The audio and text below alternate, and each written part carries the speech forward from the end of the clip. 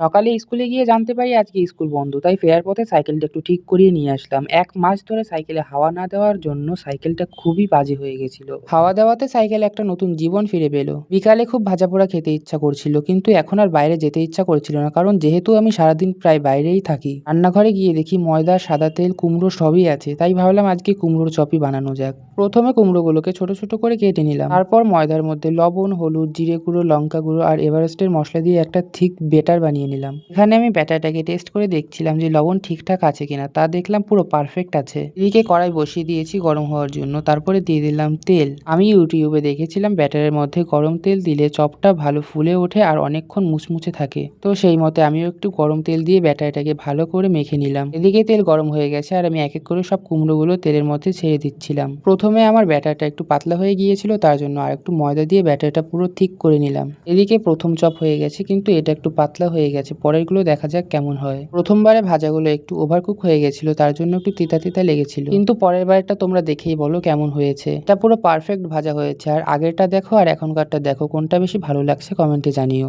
ব্যাটারটাকে ভালোই ঘন করে মাখতে হয়। আমার কুমড়ো শেষ হয়ে গেছিল, এদিকে ব্যাটারটা বেঁচে ছিল, তাই ব্যাটারটাকে তেলের মধ্যে দিয়ে কুড়কুড়ে করে ভাজছিলাম।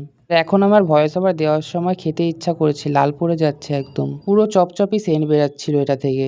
দেখতেই পারছো কুমড়োটা কিরকম মিশে গেছে আর উপরে একটা পাতলা লেয়ার তৈরি হয়েছে। তারপর ব্যাটারের বাটিটাকে ধুয়ে ঘরটাকে পুরো পরিষ্কার করলাম। সকালে ডাল আর কুমড়ো ভাজা করেছিলাম, তো এক এক করে সব এখন ঘরে নিয়ে আসছি। একে আমার মতো খাওয়ার সময় কাঁচা পেঁয়াজ খাও, কমেন্টে জানিও। আজকের খাওয়াটা তো একদম দারুণ হলো। আর চপটার থেকে শুধু বেসন ভাজাটা খেতে বেশি টেস্টি হয়েছিল।